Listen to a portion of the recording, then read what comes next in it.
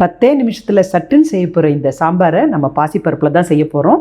பாசிப்பருப்பு 1/2 cup 100 gram இருக்குது. பாசிப்பருப்பை 2 தடவை கழுவி எடுத்து வச்சுருக்கேன். அதோட 2 பெரிய தக்காளி, இதெல்லாம் மொத்தமாக குக்கரில் போட போகிறோம். இப்போது ஒரு பெரிய வெங்காயம், ஒரு பச்சை மிளகாய், 3 பல்லு பூண்டு, கொஞ்சமாக கருவேப்பிலை, ஒரு பெரிய துண்டு பெருங்காயம், கத்திரிக்காய் வந்து ஒரு 4 நறுக்கி வச்சுருக்கேன். ஆக்சுவலாக இதுக்கு காய் போடணுன்னு அவசியம் இல்லை. இந்த சாம்பாருக்கு என்கிட்ட ஒரு 4 கத்திரிக்காய் இருந்தனால அதை நறுக்கி எடுத்து வச்சுருக்கேன்.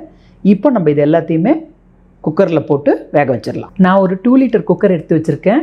இதில் தான் வந்து சாம்பாருக்கான பொருட்களை நம்ம போட்டு இப்போ வேக வைக்க போகிறோம். இப்போ நம்ம எடுத்து வச்சுருந்த பருப்பு, தக்காளி, வெங்காயம், கத்திரிக்காய் எல்லாத்தையுமே குக்கர் உள்ள போட்டுடலாம். பருப்பு எல்லாம் வேகிறதுக்கு தேவையான தண்ணி விட்டுக்கலாம். ஒரு 1.5 to 2 டம்ளர் நமக்கு தண்ணி தேவைப்படும். பருப்பு முக்கியமாக மூழ்கி இருக்கணும். இப்போ உங்களுக்கு பார்த்தா தெரியும். போட்டுட்டு நம்ம மூடி போட்டு ஒரு 4 விசில் வர வரைக்கும் நம்ம குக்கரை வச்சிடலாம்.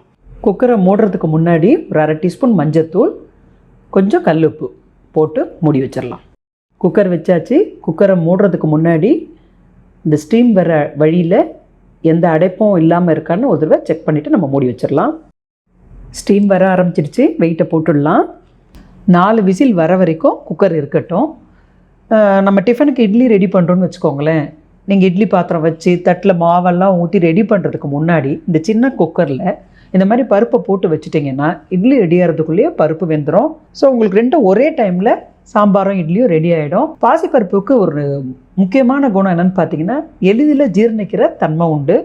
அதனால் இந்த சாம்பாராக பண்ணி சாப்பிடும்போது நம்ம வந்து சீக்கிரமாக ஜீரணிக்கிறது இல்லாமல் வயசானவங்க, உடம்பு சரியில்லாதவங்களுக்கு கூட இந்த பாசிப்பருப்பு சாம்பார் வந்து ரொம்ப நல்லாயிருக்கும்.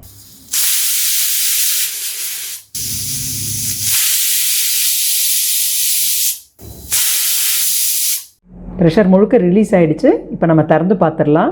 பாருங்கள், பருப்பு நல்லா வெந்துடுச்சு. பூ மாதிரி மலர்ந்துருக்கு. சாம்பார் உங்களுக்கு இன்னும் நல்லா குழைவாக வேணும் அப்படின்னா நீங்கள் கரண்டி போட்டு இப்போவே மசிச்சுக்கலாம்.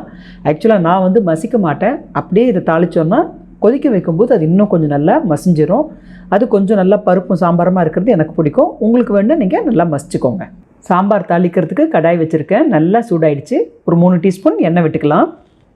1/2 டீஸ்பூன் கடுகு, 1/2 டீஸ்பூன் ஜீரகம், 1/2 டீஸ்பூன் உளுத்தம்பருப்பு, 1/4 டீஸ்பூன் வெந்தயம், 3 காஞ்ச மிளகாய் கிள்ளி போட்டுக்கலாம்.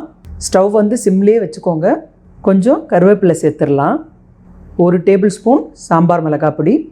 ஸ்டவ் சிம்லேயே இருந்தால் தான் இந்த மிளகாய் பொடி வந்து தீயாமல் இருக்கும். அதனால் நல்லா வதக்கி விட்டுட்டு இப்போது நம்ம வேக வச்சுருக்க பருப்பை வந்து சேர்த்துடலாம். குக்கரில் ஒரு டம்ளர் தண்ணி விட்டு அந்த மீதி இருக்க பருப்பெல்லாம் நல்லா சேர்த்து கலந்து விட்டு அந்த தண்ணியை வந்து நம்ம இப்போது சாம்பாரில் கொட்டிடலாம். சாம்பார் நல்லா திக்காக இருக்குது. நான் ஒரு 3/4 டம்ளர் தண்ணி சேர்த்துக்கிறேன். உங்களுக்கு எது மாதிரி வேணுமோ அதுக்கேற்ற மாதிரி கூட குறைச்சி நீங்கள் தண்ணி சேர்த்துக்கோங்க. சாம்பார் தளன்னு கொதிச்சிட்ருக்கு. கொஞ்சம் கருவேப்பிலை சேர்த்துக்கலாம். கொஞ்சம் பெருங்காய பவுடரும் துவிக்கலாம். ஃபினிஷிங் டச் கொடுத்துட்டோம் சாம்பாருக்கு. இப்போ நீங்கள் டேஸ்ட் பண்ணி பார்த்துட்டு உங்களுக்கு தேவையான அளவுக்கு உப்பு சேர்த்துக்கோங்க. வீடு முழுக்க சாம்பார் வாசம். சாம்பார் ரெடி ஆகிடுச்சு. நீங்கள் இதோட கொஞ்சம் தண்ணியாக வேணும்னா நீங்கள் வாட்டர் ஆட் பண்ணிக்கலாம். இப்போ கொஞ்சம் கொத்தமல்லியை சேர்த்துடலாம். இதில் நெய் விட்டு சாப்பிட்டா அமோகமாக இருக்கும். நெய்யும் சேர்ந்து மணக்க மணக்க சுவையான சுலபமான சாம்பார் ரெடி. நீங்கள் கண்டிப்பாக இதை செஞ்சு பாருங்கள்.